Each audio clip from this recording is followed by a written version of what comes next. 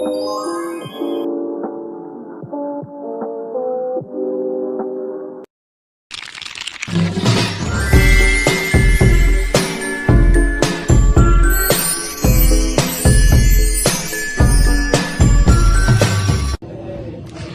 semuanya, perkenalkan nama saya Zila Swipa Audita dengan NIM L1C023101138. Di sini saya akan menjelaskan tentang salah satu tokoh sosiolog yaitu Ralph Dahrendorf mengenai biografinya, konsep teori pemikiran, dan menganalisis salah satu kasus menggunakan teori Ralph Dahrendorf. Dahrendorf adalah seorang sosiolog, filsuf, dan politisi liberal Jerman. Ia dikenal karena teori konfliknya yang menekankan pada kekuasaan dan otoritas dalam menciptakan ketidaksetaraan sosial. Dahrendorf sendiri lahir pada 1 Mei 1929 di Jerman, kemudian melanjutkan pendidikannya di Universitas Hamburg dan mendapatkan gelar doktor keduanya dari London School of Economics yang memperkuat dasar intelektualnya dalam sosiologi dan teori sosial. Kemudian Ralph Dahrendorf meninggal pada 17 Juni 2009 di Jerman. Selanjutnya, konsep teori dari Dahrendorf.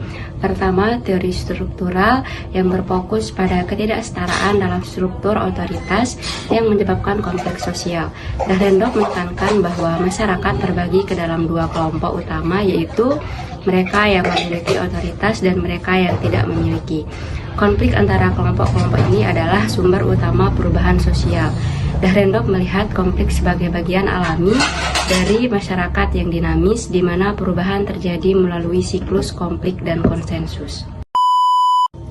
Unsur-unsur penting dalam teori struktural Dahrendorf meliputi 3 hal, yaitu yang pertama otoritas, di mana kekuasaan bukan milik individu tetapi posisi dalam struktur sosial. Kedua, konflik sosial, ketegangan antara kelompok berkuasa dan tidak berkuasa memicu perubahan. Terakhir, stratifikasi sosial. Kelas sosial ditentukan oleh akses terhadap otoritas, bukan hanya ekonomi. Selanjutnya, konsep utama dari teori Dahrendorf itu ada 3. Pertama, kekuasaan dan otoritas.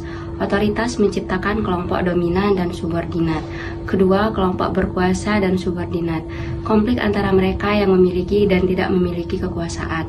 Terakhir, perubahan sosial. Konflik adalah alat utama untuk perubahan dalam masyarakat. Terakhir, realitas sosial dalam pandangan Dahrendorf, di mana masyarakat terdiri dari struktur kekuasaan yang dinamis, kemudian konflik terjadi karena distribusi kekuasaan yang tidak merata. Institusi sosial menjadi arena utama konflik, perubahan dalam realitas sosial terjadi melalui proses konflik.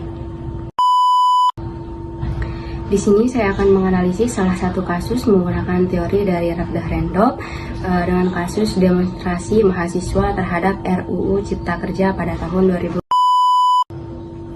Demonstrasi besar-besaran mahasiswa yang menentang pengesahan RUU Cipta Kerja. RUU ini dianggap merugikan buruh karena mengurangi hak-hak pekerja dan memberikan kebebasan lebih besar kepada pengusaha. Berdasarkan teori konflik Dahrendorf, demonstrasi ini mencerminkan konflik antara kelompok berkuasa atau pemerintah dengan pengusaha, dengan sekelompok subordinat mahasiswa dan buruh, di mana ketidaksetaraan kepentingan menciptakan ketegangan sosial. Yang terlibat dalam demonstrasi ini adalah pemerintah dan DPR yang mengesahkan RUU Cipta Kerja, serta pengusaha yang diuntungkan oleh kebijakan ini, mahasiswa, serikat buruh, dan pekerja yang merasa dirugikan oleh undang-undang tersebut. Dalam perspektif Dahrendorf, pemerintah dan pengusaha mewakili kelompok berkuasa yang memiliki otoritas dan kontrol atas kebijakan. Sedangkan mahasiswa dan buruh adalah kelompok subordinat yang merasa tertindas oleh sistem yang mereka anggap tidak adil. Konflik terjadi di seluruh Indonesia, terutama di kota-kota besar seperti Jakarta, Bandung, dan Surabaya, dan Yogyakarta.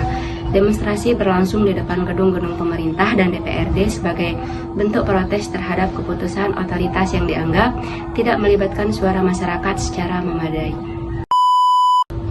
Dalam teori Dahrendorf, konflik ini adalah hasil dari ketimpangan kekuasaan di mana kelompok yang memiliki otoritas, pemerintah dan pengusaha menggunakan kekuasaan yang mengesahkan kebijakan menguntungkan mereka. Sementara kelompok subordinat, buruh dan mahasiswa merasa ditindas dan menuntut perubahan. Konflik ini terjadi karena RUU Cipta Kerja dianggap mengabaikan hak-hak buruh dan lebih berpihak kepada pengusaha. Mahasiswa dan buruh melihat undang-undang ini sebagai bentuk ketidakadilan struktural yang memperlebar jurang kekuasaan antara elit ekonomi dan pekerja.